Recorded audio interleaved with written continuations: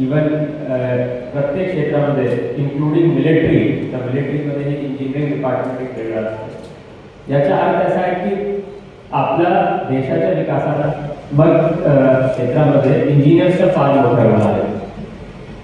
फक्त शासकीय क्षेत्रात नाही तर खाजगी क्षेत्रामध्येही मोठा रोल इंजिनियर आणि इंजिनिअरिंग कंपनीजचा आहे. आपण पाहतो कंपनीज जसे की लार्सन अँड टुब्रो, ऑटोमोबाईल इंडस्ट्रीमध्ये महिंद्रा, टाटा, जेवढे आपले इंजिनियर्स आहेत त्याच्यामुळे आपण मूळ जे काम आहे ते करतो.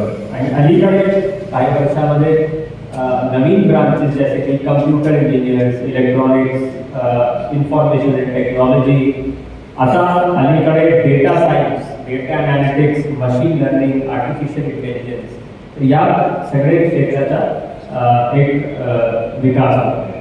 आणि प्रत्येक क्षेत्रामध्ये आपण पाहिलं गेलं तर इंजिनियर लागणार असतात. आपण इथून का सिव्हिल इंजिनियर आहे, लाईट आहे तो इलेक्ट्रिकल इंजिनियर आहे, माईकवरती बोलतोय काहीतरी मशिनरी कोणीतरी डिव्हाइस केली असेल, मेकॅनिक्स चालू आहे, फिजिक्स चालू आहे, केमिस्ट्री. सो आपला खूप मोठा रोल ॲज गव्हर्नमेंट इंजिनियर आणि जरी प्रायव्हेट क्षेत्रामध्ये असेल तर खूप मोठा रोल त्याच्या नेशन बिल्डिंगमध्ये आहे.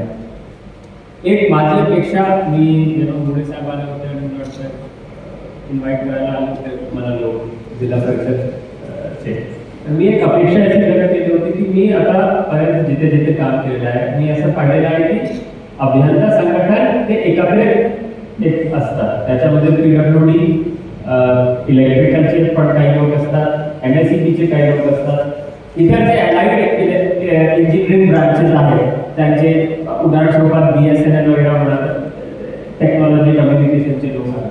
तर आपण जर इथेही एक असा प्रयत्न केला की all engineers under one roof जर आपण आणू शकलो तर नक्कीच अभियंता संघटनाचा जे काही उद्देश आहे की ऑल ब्रांचेस ऑफ इंजिनिअरिंग त्याच्यामध्ये समावेश होईल आणि त्याचा एक वेगळा रूप त्या ठिकाणी आपल्याला पाहायला भेटणार आहे.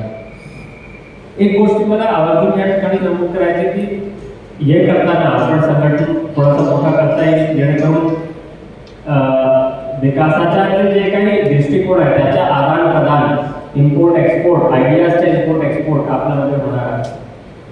मी असं पाहतो की आता जेव्हा नॅशनल लेवलवर किंवा इंटरनॅशनल लेवलवर अभियंता दिन किंवा इतर दिवस साजरा केला जातो ते फक्त दिवस साजरा न करता आपण काहीतरी आउटपुट आणण्याचा त्या ठिकाणी प्रयत्न करतो.